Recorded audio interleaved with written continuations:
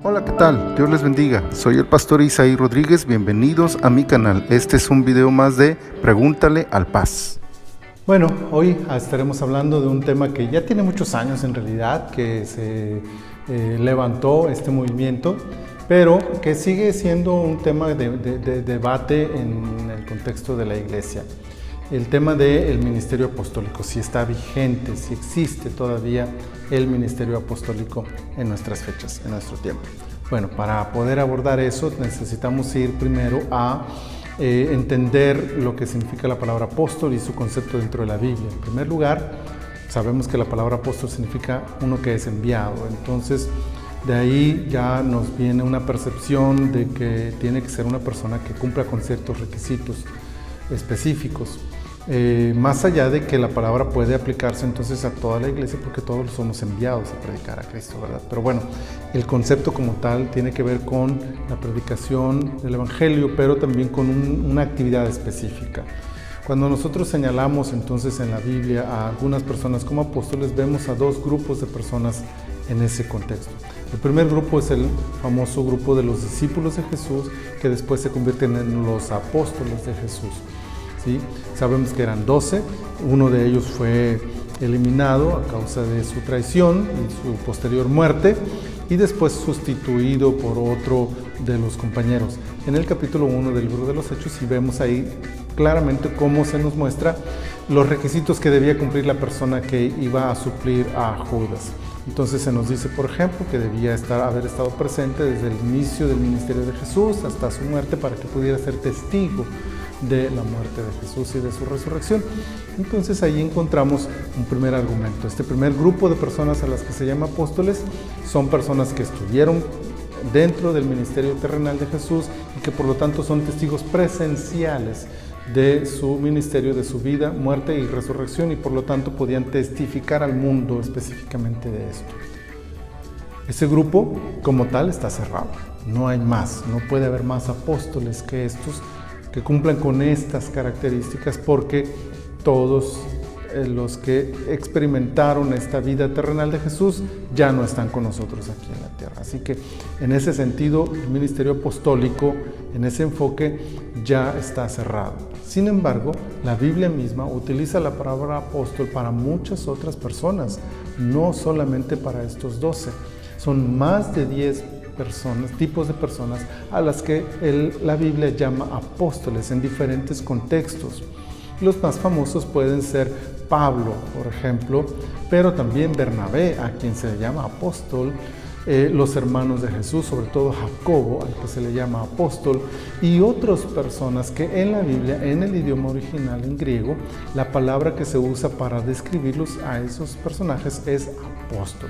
Inclusive se discute, por ejemplo, si en el capítulo 16 de la carta a los Romanos, Pablo llama apóstol a una persona en el sentido del ministerio o en el sentido de ser la esposa de un apóstol, y porque el nombre es nombre de mujer. Bueno, ahí lo dejo. Con lo que quiero decir solamente que hay un segundo grupo de personas a las que la Biblia llama apóstoles. Y entonces nos surge esta inquietud. Los apóstoles son solamente los que vieron a Jesús, los que conocieron a Jesús en persona y experimentaron este ministerio, o puede haber otras personas que ejerzan el ministerio apostólico. Bueno, la solución está precisamente en descubrir si este es un ministerio solamente temporal o permanente. Y esto nos lleva sin duda a Efesios capítulo 4, cuando se menciona la lista de los ministerios básicos dentro de la iglesia. Y dentro de esa lista de ministerios aparece, por supuesto, el apóstol. Dios ha constituido a unos apóstoles. Y con eso nos está diciendo que el ministerio apostólico es un ministerio permanente. ¿Por qué? Porque lo enlaza con otros ministerios que efectivamente hasta el día de hoy están vigentes. Y de no ser así, si este ministerio no fuese igualmente permanente, entonces no hubiese aparecido dentro de esta lista, o hubiese sido señalado, distinguido, separado de alguna forma para mostrar su temporalidad. Esto nos lleva entonces a la conclusión de que el ministerio apostólico tenía ciertas características específicas para un grupo de personas específicas, pero después de ese grupo hay un ministerio apostólico permanente dentro de la iglesia que puede ejercerse en toda época, en todo tiempo y en todo lugar. Sin embargo, así como todos los demás ministerios tienen ciertas características específicas, el ministerio apostólico también lo tiene. ¿Cuáles son esas características? Una ya la hemos mencionado, es una persona que es enviada. ¿Quiénes son hoy en día los apóstoles? Pues los que son enviados. Y en ese sentido, en ese contexto, podríamos señalar que quienes más encajan en este perfil de enviados hoy en día son los misioneros, son los que salen de su contexto como salieron los apóstoles de aquella época y llegaron a otros lugares, a otras culturas a predicar y a llevar el evangelio de Jesús. Entonces, en ese contexto de enviados, quienes hoy encajan más son los misioneros. Así que podríamos decir que un misionero es en cierta medida un apóstol. Pero también vemos que el apóstol ejerce un liderazgo. Está el caso de Pablo, liderando la iglesia, guiando a la iglesia, mostrándole a la iglesia la doctrina y la forma de administrarse como pueblo del Señor.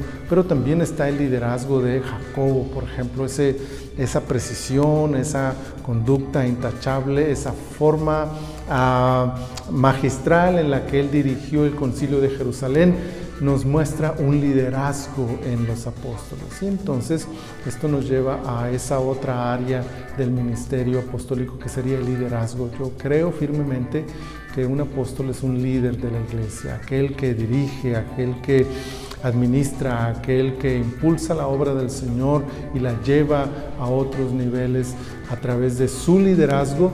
Este puede ser catalogado como un ministerio apostólico sin duda alguna.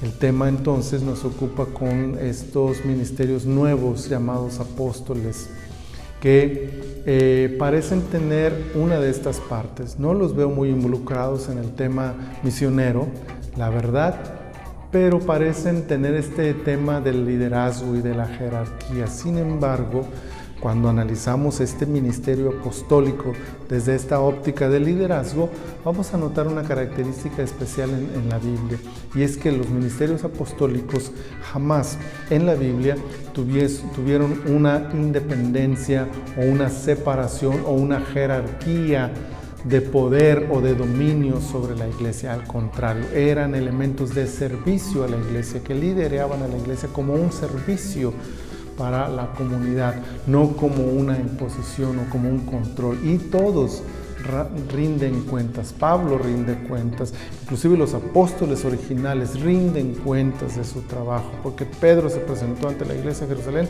a rendir cuentas de cuando fue allá con el centurión romano, ¿se acuerdan de eso? Y también cuando fue a Samaria y regresó y rindió cuentas.